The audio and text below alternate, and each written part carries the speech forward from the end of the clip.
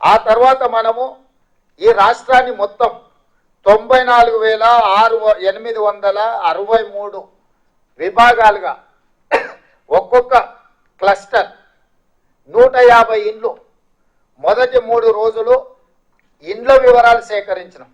ఇట్లా ప్రతి ఇంటికి వెళ్ళి ఒక స్టిక్కర్, ప్రతి ఇంటికి వెళ్ళి ఆ ఇంటికి ఒక నెంబర్ వేసి ఫస్ట్ ఇండ్ల సమాచారాన్ని సేకరించినాం. 3 రోజులు ఇదే ప్రక్రియ మీద 94,863 మంది ఎన్రోలర్స్ ఇల్లు తిరిగి ఇంటికి స్టిక్కర్లు అంటించి ఫస్ట్ ఇండ్ల లెక్క రాసుకొచ్చారు. వీళ్ళు పనిచేస్తున్నారా లేదా అని పర్యవేక్షించడానికి 9,628 మందిని సూపర్వైజర్లను, ప్రతి 10 మంది ఎన్రోలర్స్కి ఒక సూపర్వైజర్ని పెట్టాం. ఈ 10 మంది ఎన్రోలర్స్ ఇల్లు తిరిగి ఇంటికి స్టిక్కర్ అంటించి ఆ ఇళ్ళ వివరాలు సేకరిస్తున్నారా లేదా అని చెప్పి సూపర్వైజర్లను నియమించినాం. వీళ్ళ మీద మండల స్థాయిలో ఒక అధికారిని వేసినాం. ఆ మండల స్థాయి అధికారుల మీద ఒక అడిషనల్ కలెక్టర్ స్థాయి, జిల్లా స్థాయి ఇంకొక అధికారిని నియమించాం. ఆ పైన కలెక్టర్ను పెట్టినాం.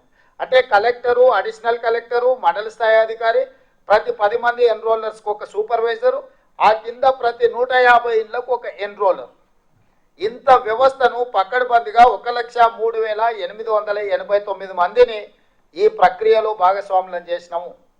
ప్రభుత్వంలో ఉన్న 15 శాఖలకు సంబంధించిన సిబ్బందిని మనం ఇందులో వినియోగించినాం. అందులో ప్రధానంగా టీచర్లు, ఇతర విభాగాలకు సంబంధించిన అధికారులను వెళ్ళి ఈ 150 ఇళ్లకు సంబంధించిన సమాచారాన్ని తీసుకురావాలని ఇచ్చినాం.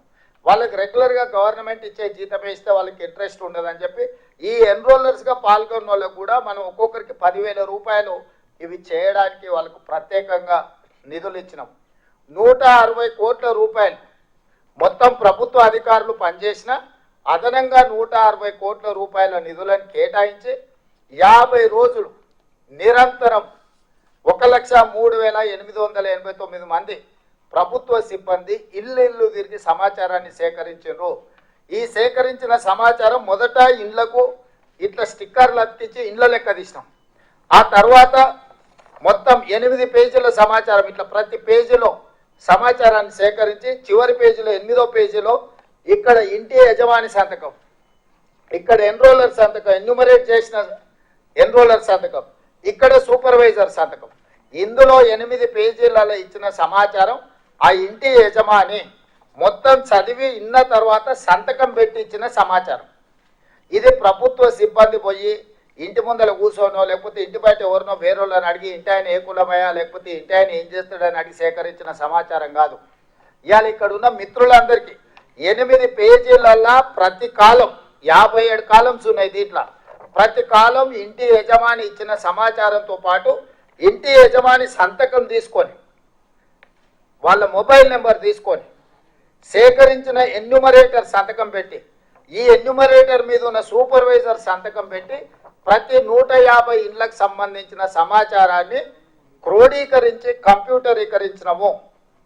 36,000 మంది డేటా ఎంట్రీ ఆపరేటర్లను సపరేట్గా ఈ 1,03,889 మంది సమాచారం సేకరించిన సిబ్బంది కాకుండా డేటా ఎంట్రీ ఆపరేటర్లను 36,000 మంది సిబ్బందిని అదనంగా తీసుకొని ఈ 36,000 మంది సిబ్బంది ఏ ఎన్రోలర్ ఎవరైతే ఉన్నాడో ఆ 150 ఇట్లాంటి 8 పేజీల సమాచారాన్ని తీసుకొని అతనే కంప్యూటర్ ఆపరేటర్ పక్కన కూర్చొని ఒక్కొక్క వివరాలు కంప్యూటర్లో ఎంట్రీ చేయించి, ఎందుకంటే గతంలో సమగ్ర కుటుంబ సర్వే చేసినప్పుడు ఎస్సీ ఎస్సీ ఉపకులాల సమాచారము ఈరోజు ఉన్నాయి 59 కులాలు, కానీ సమగ్ర కుటుంబ సర్వేలో ఒక రోజులో చేరడం వల్ల 82 కులాలుగా ఎస్సీ ఎస్సీ ఉపకులాలను రాసుకొచ్చారు వాళ్ళు. ఎందుకు 82 కులాలు వచ్చినా నేను స్టడీ చేసిన 82 ఎందుకు మోచి MOCHI ఆ కులం, కానీ కొందరు ముచ్చి అని రాసిన పోయినాడు MUCHI అని రాసిన. ఆ కంప్యూటర్ కొట్టేటోడు మోచిని ఒక కులం కింద కొట్టిండు, ముచ్చి ఇంకొక కులం కింద కొట్టిండు. చెండాడ అని ఒక కులం ఉంది, CHA NDA DA ఉండాల్సిన దగ్గర చెండాండా అని కొట్టుకొచ్చాడు. సో అదొక కులం కింద ఇదొక కులం కింద చివరికి ఎస్సీ ఎస్సీ ఉపకులాలు 82 కులాలుగా మారినాయి. అంటే రాసుకొచ్చినోడు ఒకడు, కంప్యూటర్లో ఎంట్రీ చేసినోడు ఒకడు, ఇవి బయటికి చెప్పినోడు ఒకడు. ఎవరికి పొంతం లేకపోవడంతో సమగ్ర కుటుంబ సర్వే చంద్రశేఖరరావు ఏదైతే లెక్కలు చెప్తున్నాడో తప్పుడు లెక్కలుగా అర్థం పర్థం లేని లెక్కలుగా మారి అవి బయట పెడితే వాళ్ళ పరువు పోతుంది. ప్రభుత్వం చేసిన ఆనాటి ప్రభుత్వం చేసిన మొత్తం వ్యవహారం అంతా ప్రజలకు అర్థమవుతుందని అది ఆయన్నే సిగ్గుతోని లోపల దాచిపెట్టుకొని ఎన్నికలు వచ్చినప్పుడు ఆయనకు వాడుకున్నాడు.